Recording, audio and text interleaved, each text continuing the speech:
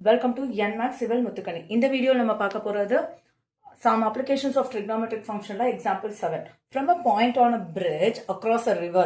So, a bridge or point the angle of depression of the banks on the two sides, opposite sides. ஒரு இடத்துல 30 degree ஆகும், இன்னொரு இடத்துல 45 degree ஆகும் இருக்கு.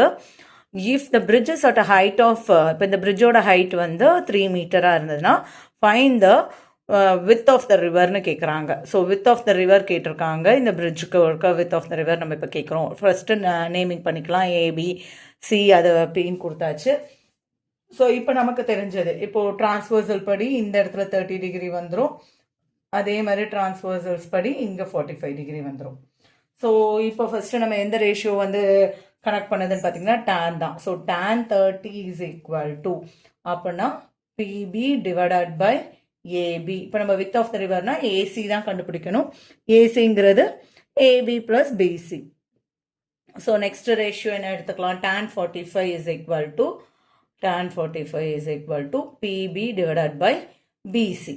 ஸோ tan 30ங்கிறது 1/√3, பிபி வந்து 3, ஏபி தெரியல, இங்கே tan 45 1, பிபி 3, பிசி 3. அப்போ பிசி இஸ் ஈக்குவல் டு 3ன்னு கண்டுபிடிச்சாச்சு.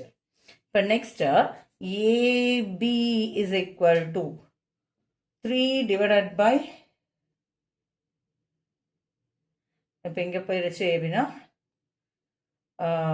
√3. ஸோ √3 கேன்சல் பண்ணும்போது 3லேருந்து √3 ஆயிருக்கும். நமக்கு இப்போ ஏசி தான் வேணும். ஏசிங்கிறது என்னது? 3. ஸோ சாரி, இங்கே கிராஸ் மல்டிப்பிளில் போயிடும். ஸோ 3√3.